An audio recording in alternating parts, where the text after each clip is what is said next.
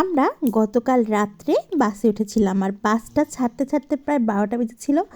গাড়িতে উঠে দিয়েছি ঘুম, আর ঘুম থেকে উঠে চোখ মেলেই দেখি যে আমরা রাজশাহী পৌঁছে গেছি। হ্যাঁ, এটা ছিল আমার অরিশা বুড়ির ফার্স্ট টাইম কোনো গ্রুপের সঙ্গে পিকনিকে আসা। ওয়ারিশা বুড়ি তার আব্বুর ফ্রেন্ডের গ্রুপের সঙ্গে পিকনিক এসেছে, আর সঙ্গে আমাকেও নিয়ে এসেছে। আর আমরা এসেছি রাজশাহী সাফিনা পার্কে।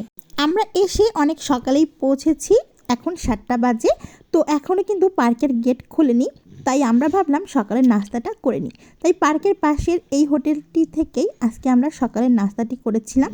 ওয়ারিশা বুড়িও রাত্রে খুব মজার ঘুম দিয়েছে, আর ঘুম থেকে উঠে সে একেবারেই ফ্রেশ। আর আমরা নাস্তা করে বের হতেই দেখি যে পার্কের টিকিট দেওয়া শুরু করেছে, তাই আর দেরি না করে আমরাও আমাদের টিকিটটি সংগ্রহ করে নিলাম। আর হ্যাঁ, তার আগে অরিশাকে চেঞ্জ করিয়ে দিলাম।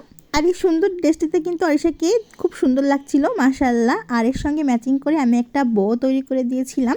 তো এই তো আমাদের টিকিট সংগ্রহ করা হয়ে গেছে, আর টিকিট নিয়ে এই যে অরিশা বুড়ি সরাসরি পার্কের ভেতর ঢুকে পড়লো। আর পার্কের ভেতর ঢুকেই তো তার একেবারে মাথা খারাপ অবস্থা, মানে কোন দিক ছেড়ে কোন দিকে যাবে। তো শুরুতেই সে চলে গেল এই যে ড্রামিস ড্রাগনদের কাছে, যারা খুব সুন্দর ভাবে সবাইকে সুরে সুরে ওয়েলকাম করছিল, খুবই সুন্দর লাগছিল। তারই পাশে আবার একটা বড় ডাইনোসরের গর্জন শুনতে পেলাম, আর আমরা সেদিকেই যাচ্ছি। আর দেখতে পেলাম বাঁশের আড়ালে বিশাল বড় একটা ডাইনোসর বেশ জোরে জোরে গর্জন করছিল। অরিশা তো ছুটে গেছিল তার কাছে, কিন্তু যে তার আবার ভয় ভয় করছিল। মানে এখানকার ডাইনোসরগুলো ছিল অনেক বড় বড় আর রোবোটিক ডাইনোসর, যেগুলো নড়াচড়া করছিল আর সাউন্ড করছিল। এগুলোকে একেবারেই অরিজিনাল ফিল হচ্ছিল। তো এর পাশেই একটা সুন্দর ছবি তোলার জন্য সুন্দর একটা স্পেস দিতে পেলাম, বাট সেটা খোলা ছিল না। মানে আমরা পৌঁছেছি তো অনেক সকালে, সবগুলো স্পেস সুন্দরভাবে খোলেনি এখনও, মানে খুলছিল মাত্র আর পরিষ্কারের কাজ করছিল। তো এই পাশের এই জায়গাটা খুবই সুন্দর লাগতেছিল আমার কাছে। এগুলোর ভেতরে আবার গাছ লাগানো হয়েছে, হয়তো ওগুলো বড় হবে। তো এই পাশে আমরা আরও একটা ডাইনোসর দেখতে পেলাম, এটাও বেশ ভয়ঙ্কর, মানে অনেক বড় আর অনেক জোরে জোরে আওয়াজ করছিল। অরিশা তো এর কাছে যাইতে পারতেছিল না ভয়ে। আসলে সত্যি এখানকার যে ডাইনোসরগুলো তৈরি করা হয়েছে না, এগুলো সত্যি ভীষণ মজার, বাচ্চাদেরকে ভীষণভাবে আনন্দ দিচ্ছিল। আমার কাছেও খুবই ভালো লাগছিল এগুলো দেখতে। তো অরিশা পরে কিন্তু ডাইনোসরটি দেখে ভয় পাচ্ছিল, ভয়ে সে আব্বুর আড়ালে লুকায় আসছে আর লুকায় লুকায় দেখতেছে, মানে মজা করতেছিল আর কি। তো এর পাশেই একটা কথা বলা গাছ দেখতে পেলাম, এটা নাকি এই পার্কের মূল আকর্ষণ। তো সত্যি আকর্ষণীয় তো বটেই। এই গাছটি খুব সুন্দর করে কথা বলছিল, আর শুধু কথা না, এর যে চোখের যে এক্সপিরিয়েন্স আর এই যে ভুরুটা যেভাবে নাড়াচ্ছিল, দেখতে কিন্তু খুবই সুন্দর লাগতেছিল, বেশ ফানি ছিল। আর সেটা দেখে অনেক মজা পাইছে। তো এরপরে আমরা কিছু রাইডে চড়বো বলে এই দিকটাতে আসলাম, কিন্তু এসে দেখি যে কোনো রাইডই এখনও চালায়নি, মানে শুরু করেনি। তো এই জন্য অরিশা আবার মন খারাপ করে এদিক ওদিক ঘুরতেছে। তো ওকে বললাম চলো যাই, একটু বসে রেস্ট নিই, কিন্তু তাই কি আর সম্ভব, সে কি আর বসতে পারে, তার তো দৌড়াদৌড়ি ছুটোছুটি লেগেই আছে। এরপর হাঁটতে হাঁটতে সামনে একটা ভীষণ সুন্দর ঝর্ণা দেখতে পেলাম, ঝর্ণাটা এখনও চালু করেনি। তো অরিশা আবার উঠে গেল, এখানে ছবি তোলার জন্য পাঠাইছিলাম। পরে ভাবলাম যে না থাক, ঝর্ণাটা যখন চালু হবে তখন ছবি তোলা যাবে। আর এরই পাশে ছিল ভূতের বাড়ি, আমি জানি না ওর ভেতরে কী আছে, ওটা তখনও খুলছিল না। তবে এরই মাঝে কিন্তু ঝর্ণাটা চালু করে দিয়েছিল, আর ভীষণ সুন্দর, অনেক উঁচু থেকে পানি পড়ছিল, দেখতে খুবই সুন্দর লাগতেছিল, মনে হচ্ছিল পাহাড় ফেটে সত্যিকারের ঝর্ণা বের হচ্ছে। তো অরিশাকে পাঠিয়ে দিলাম যে যাও কিছু ছবি তুলি, আমি তারপর ওর কিছু ভিডিও শট নিলাম, ছবি তুললাম। পার্কের এই কর্নারটিতে ছিল ওয়াটার কিংডম, মানে ওয়াটার পার্ক। তবে আমরা কিন্তু এই সাইডটাতে ঢুকিনি, কারণ আমাদের একদিনের ট্যুর ছিল, তাই আমরা এর ভিতরে ঢুকে সময় নষ্ট করব না। পরে এদিকে অরিশার আব্বু চলে গেছে বেলুন ফুটাইতে। অরিশা ফার্স্ট টাইম এই খেলাটা দেখছিল আর খুব এক্সাইটেড ছিল। তারপর অরিশার আব্বু তাকে নিয়ে অনেকগুলো বেলুন ফাটালো, মানে 10টা বেলুন ফাটানোর কথা ছিল, 10টাই তারা ফাটিয়েছে। সামনেই দেখতে পেলাম ট্রেন রাইডটা চালু হয়েছে, তো আমরা চলে গেলাম ট্রেন রাইডটা চড়বো বলে। আর এই রাইডে আমি আর অরিশা উঠেছিলাম ট্রেনের ভেতর, কারণ আমার মনে হচ্ছিল ভেতরে এই যে ভূতের এখানে কোনো ভয়ঙ্কর কিছু থাকতে পারে, অরিশা একা উঠলে হয়তো ভয় পেতে পারে। কিন্তু না, আমরা উঠে দেখি যে কিছুই না, এখানে কিছুই ছিল না। তারপরেও রাইডটা আমরা বেশ এনজয় করলাম, মা মেয়ে দুজনে। আর আমাদের রিসিভ করার জন্য ওর আব্বু অপেক্ষা করছিল। তো ট্রেন থেকে নেমে এই যে আমরা একটু খাওয়া দাওয়া করতে চলে আসলাম। অরিশা আইসক্রিম নিল, সে কিন্তু একা একাই বসে বসে আইসক্রিম খাচ্ছিল। পরে আবার দেখলাম সে তার আব্বুকে একটু খাইয়ে দিচ্ছে। আহা, কি ভালোবাসা বাপ বেটির। খাওয়া দাওয়া শেষ করে আমরা পার্কের মূল আকর্ষণ একটা পাহাড়ের মতো জায়গা, এখানে আসছি আর এর পাশে পানি মানে লেকের মতো ছিল, আর সেই লেকে স্পিড বোট চলছিল, যেটা ছিল এই পার্কের মূল আকর্ষণ। তো স্পিড বোট চলার কারণে পানি কিন্তু খুব জোরে জোরে মানে ঢেউ করছিল। আমরা প্রথমেই পাহাড়ের ওপর দিকটা ঘুরতে চলে যাচ্ছি, দেখতে যাচ্ছি যে ওপরে কি আছে। আর ওপর দিকটা ওঠার সময় কিন্তু খুবই মজা লাগতেছিল আর খুবই সুন্দর ছিল, আর চারিপাশে অনেক ফুল ছিল, দেখতে খুব সুন্দর লাগতেছিল যেহেতু এখন ফুলের সিজন। আর চারিদিকে খুব সুন্দরভাবে ফুল দিয়ে ডেকোরেশন করা ছিল, খুবই সুন্দর লাগতেছিল দেখতে। আর সব থেকে বেশি মজা লাগতেছিল ওপর থেকে স্পিড বোট এইগুলো চলছিল সেইগুলো দেখতে। তো অরিশাও কিন্তু স্পিড বোটে ওঠার জন্য বায়না করছিল। তো আমরা আগে উপর দিকটা ঘুরে নিই, তারপর দেখা যাক কি করা যায়। তো ওপরে কিন্তু অনেক সুন্দর সুন্দর ভাস্কর্য তৈরি করা ছিল, এই দিকটা খুবই সুন্দর, আরও ফুল গাছ দিয়ে ডেকোরেশন করা ছিল, খুব সুন্দর লাগছিল দেখতে, বিভিন্ন ধরনের ফুল ছিল। এই তো আমার অরিশা বুড়ি, ও আবার এখানে সুন্দর সুন্দর ভাস্কর্যের সঙ্গে মজা করছিল। এখানে একটা ব্যানার দিয়ে একটা বসার জায়গা ছিল, সেখানে গিয়ে বলতেছিল এই ব্যানারগুলো নাকি সবই তার। এছাড়া ছিল লাভ ট্রি, আরও অনেক সুন্দর সুন্দর ভাস্কর্য এখানে তৈরি করা ছিল। আর দূর থেকে দেখতে পাচ্ছিলাম এখানে বেশ বড় একটা ভাস্কর্য তৈরি ছিল, এখানে হয়তো কোনো মঞ্চ তৈরি করার মানে মঞ্চ করার ব্যবস্থা করা হয়েছে। তো ওপরে অনেক সুন্দর সুন্দর শোপিসের দোকান, তারপরে খাবারের দোকান ছিল।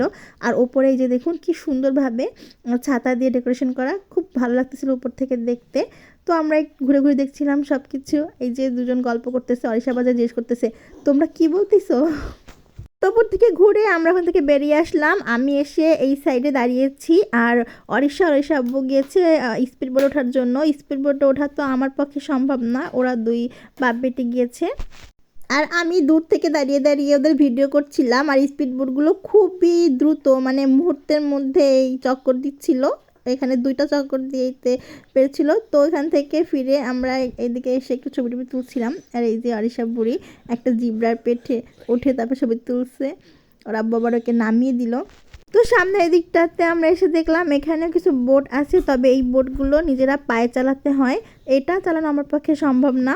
তবে এখানে আরও সুন্দর সুন্দর কিছু ভাস্কর্য ছিল, আরিশা সবগুলোর সঙ্গে পোজ দিতে ছবি তুলতেছে, ওর আব্বু আবার ছবিগুলো তুলে দিচ্ছে ওকে। আমরা আবার বসে বসে দেখছিলাম সবাই কেমন প্যাডেল করে করে তারপরে বোটগুলো চালাচ্ছিল। এই বোটগুলো চালানো কিন্তু খুবই কষ্টের কাজ, মানে এভাবে প্যাডেল করতে করতে একেবারে দম বেরিয়ে যায়। তো এই পাশ থেকে আমরা একটু স্ন্যাক্স নিয়ে নিলাম, খুব খিদা লেগে গিয়েছে, সেই সকালে নাস্তা করেছি। তারপরে এই যে এখান থেকে অরিশা বার্গার নিয়েছিল আর অরিশার আব্বু রোল নিল। আমি সত্যি বলছি এখানকার খাবারগুলো আমার কাছে খুবই ভালো লেগেছিল। সচরাচর পার্কের ভেতরে খাবার কিন্তু খুব একটা ভালো লাগে না, তবে এখানকার খাবারটা খুবই ভালো লেগেছিল আর অরিশা অনেক মজা করে খেয়ে নিল। তো এখানে খাওয়ার পরে আমরা চলে গেলাম আদম গুহার ভেতরটা দেখতে। তবে আদম গুহার ভেতরে ঢুকে আমি খুব বেশি মজা পাইনি, মানে এখানে তেমন কিছু ছিল না, কতগুলো ভাস্কর্য তৈরি করা ছিল এটুকুই। আমি ভেবেছিলাম হয়তো অনেক কিছু থাকবে, খুব উৎসাহ নিয়ে ঢুকেছিলাম, কিন্তু ঢোকার পর একেবারে হতাশ হয়ে গিয়েছি।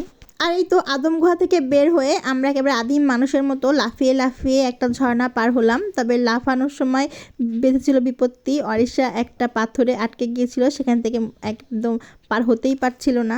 এরপর ওকে নিয়ে আসলাম একটা কিডস জোনের ভেতর, এখানে ছোট বাচ্চাদের বিভিন্ন রকম রাইড ছিল যেগুলো খেলা করতে হয়। তবে এখানে কোনো বাচ্চা ছিল না, একাই ছিল, তাই একা একাই খেলা করছিল সবগুলো।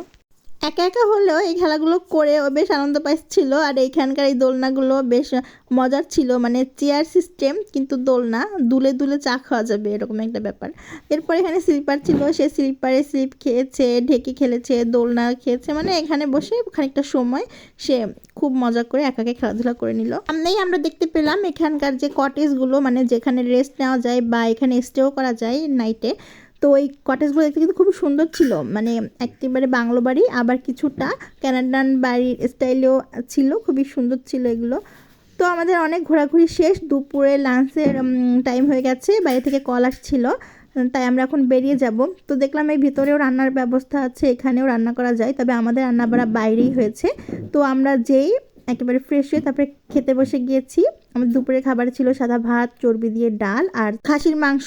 তো খাবারগুলো খুব তৃপ্তি করে খেয়ে বাসে উঠে সোজা আমরা চলে আসলাম নাটোরের গ্রিন ভ্যালি পার্কে, মানে এক টিকিটে দুই ছবি দেখার মতো অবস্থা। আমরা সাপিনা পার্ক থেকে ঘুরে একটু সময় পেয়েছিলাম, তাই আমরা আবার চলে আসলাম এই যে নাটোরের গ্রিন ভ্যালি পার্কে।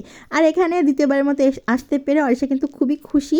আর আমরা এসে দেখি এখানকার পরিবেশ একেবারেই অন্যরকম, মানে এখন তো ফুলের সিজন, চারিদিকে ফুল আর ফুল, ফুল দিয়ে খুব সুন্দর করে সাজানো ছিল, দেখতে খুব সুন্দর লাগতেছিল। আর দ্বিতীয়বারের মতো আসতে পেরে অরিশা বুড়িও ভীষণ খুশি, মানে ভীষণ। বা যে রাইডগুলোতে চড়তে পারিনি সে এখন সে রাইডগুলোতেই চড়বে।